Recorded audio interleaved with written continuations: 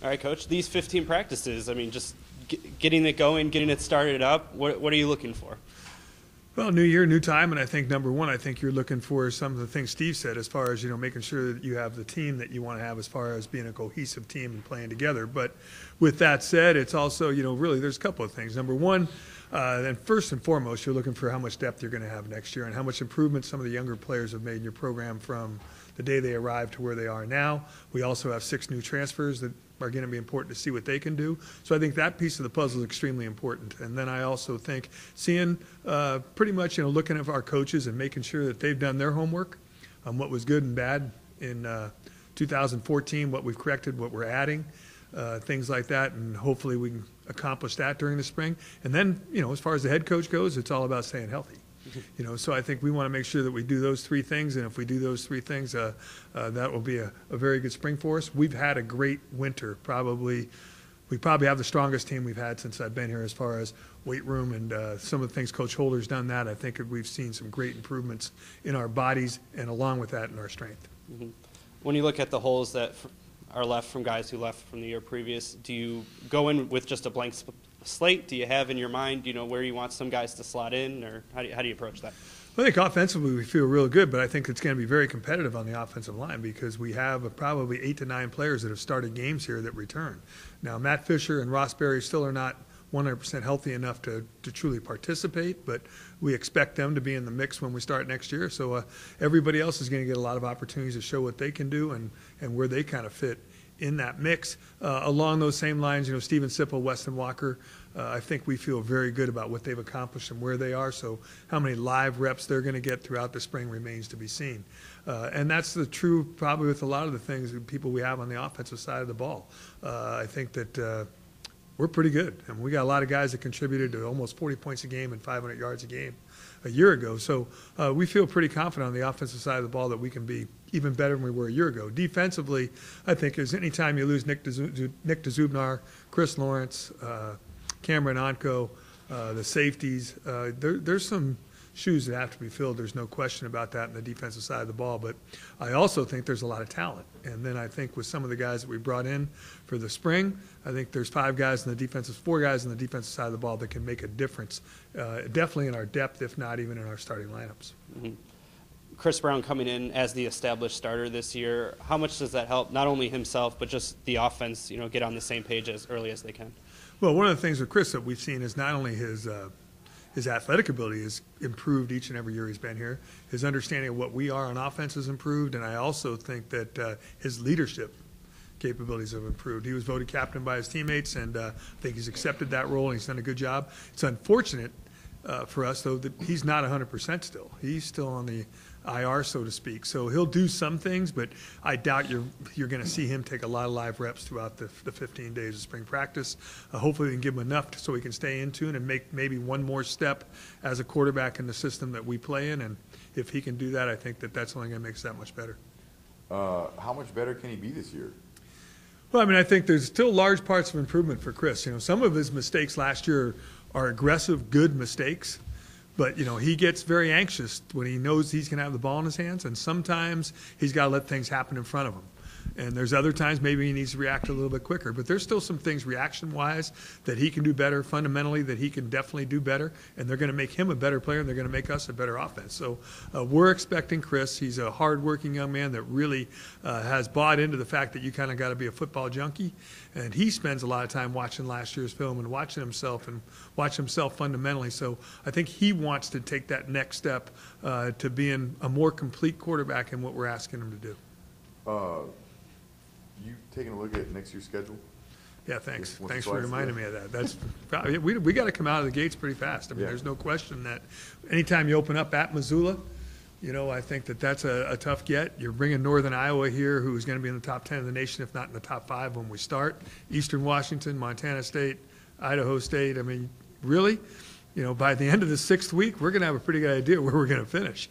So I think we need to come out and we need to play extremely well. And I think anytime you add Arizona State, who's probably going to be in the top 4 or 5 in FBS to the schedule, those first 6 weeks, we got to be ready. And we have to be ready depth-wise, emotionally, physically, and Montana the same thing, although they do play North Dakota State the week before they play us. So they'll have a game under their belt. So, again, the spring is real big for us, but in reality it's going to be what we do the first 25 days of practice next fall.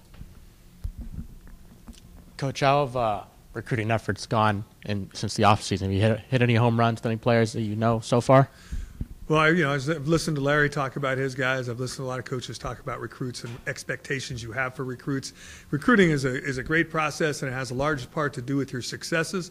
But the reality is of it, I think that until they do it, you're just kind of, thinking that you've done a great job. So do I think we did a very good job? I do.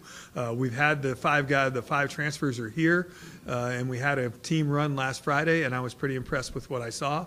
But still, that's not playing football. That's conditioning, running, lifting, and those things. The opportunity to see them play football is really going to tell us how good of a recruiting class we've had. I think there's some freshmen that could get in the mix. It's a possibility. But I really think that the 7 transfers that we have are going to be impact players. If not in the starting lineup, they're going to impact us depth-wise. Coach, Cal Poly Invitational track meet a couple weeks ago had collegiate runners from Pomona and Bakersfield and Pepperdine, but the fastest sprinter was a high school kid who's going to play football for you next year, Nate Greenelsh. We are recruiting Nate Greenelsh. Let's just put it that way. Oh, so it's not a done deal yet? There's NCAA rules and regulations on what I can say and can't say at this particular point in time. So okay, what I can say is we are recruiting Nate. All right. Let me ask you this then. How do you feel about football players also throwing the discus or throwing the hammer or running sprints on the track team? No, there's no question that we think that that's a great benefit for both programs if we can make it work. And we've had guys in the past that have done very well with it. We haven't had as many as probably we would like to have but in the future, I mean, it's always something that Mark runs by me and I run by Mark sometimes. We have this guy, are you guys going to be available to talk to this guy when he's on his visit? And Mark does the exact same thing for us.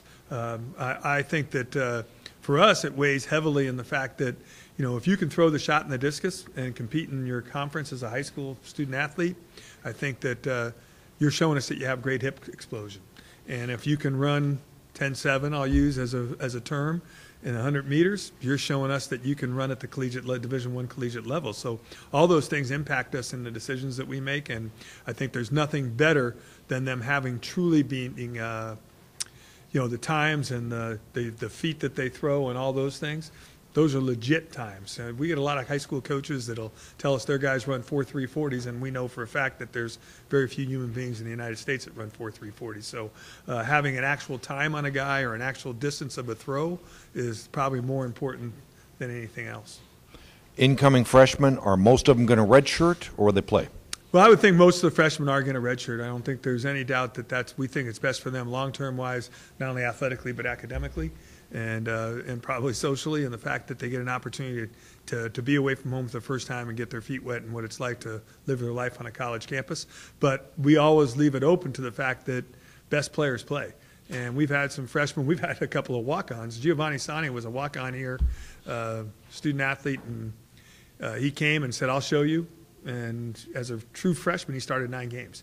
So whether you sign, not sign, scholarship, not scholarship, we'll have 95 guys out there on August 10th next year. And of those 95 guys, there'll be some freshmen that will compete to play. Whether they start or play, that'll depend on what we think. Our hope would be that we can make it a long-term thing for him because, I'll take Leffy Latulilasanoa, for example, a captain, 4-year starter for us. Do we wish we had him his 5th year? Is he going to be better his 5th year than he was his 1st year? No question.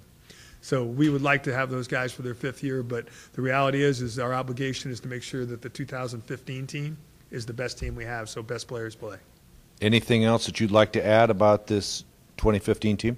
Well, I think that, Eric Burdick and a couple other people have hit me already with the schedule. I think the schedule is going to be phenomenally difficult, but I think it's what the expectation is of our team. And I think we've arrived in the Big Sky to prove that we're in the upper echelon. Well, now we have the opportunity to prove it week in and week out for 6 straight weeks. That 6-week stretch of the season is going to impact the Big Sky, but it's definitely going to impact our 2015 team. But if you're not excited for that as an athlete or as a coach, then you're probably playing the wrong sport. So we're looking forward to those first 6 weeks, but most importantly, September 5th. and probably even more importantly than that, April 8th on the field for the first time for the 2015 team. Right. Thank you. Yeah. I have one just Go ahead. real quick. Yeah. Willie Tucker, is he back at 100%? That's a funny one that you just told me. Willie is still not 100%. Okay. And so we'll wait and see what the final dynamics are of some medical things that he's had with his knee. Okay. But again, I feel very confident because of who he is that he'll be, whenever it is, whether it's during the spring or if it's during next fall, Willie Tucker will be the Willie Tucker he was a year ago. He's that competitive of a guy, and he wants to be that good. So those things never leave you, and I think that the issues that he has right now, I think, are correctable, and it's just a matter of how they're going to be corrected. And if he doesn't practice in the spring, I don't think we lose much at all as long as he's ready again on August 10th. Mm-hmm. And then just looking here at the depth chart, Elias Stokes, you have him at the top at slot back as well as punter still. Is that just taking advantage of all the different skill sets that he has? Elias is a talented guy, and whether he ends up being the starting slot or doesn't be the starting slot, I mean, Kyle Lewis, we're expecting big things from. We moved him from wide receiver to slot. But Elias is going to have a role on our team, and it's going to be an important role. And what that is, he's one of the guys this spring, probably along with the linebacking position, that position in particular on the offensive side, there's going to be some decisions made on where some guys fall. But we expect Elias to be a contributor to our football team next year, whether he starts or doesn't start. And, you know, the ball's kind of in his hands. He's going to be a junior now, eligibility-wise. So it's an opportunity for him to show that he's growing up enough to be that guy. Yep, Thanks. great, thanks.